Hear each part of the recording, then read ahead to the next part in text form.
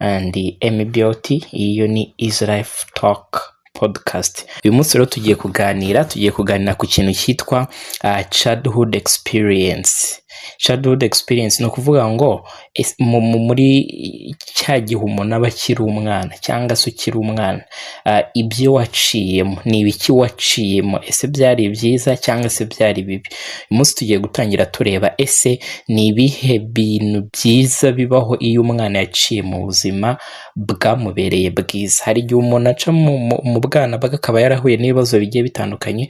Reka mbere na mbere rero duhere ku byiza.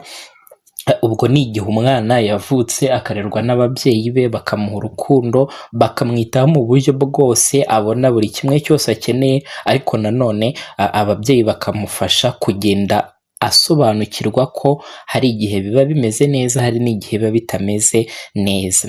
Yego, uyu munsi rero nibyo tugiye kureba.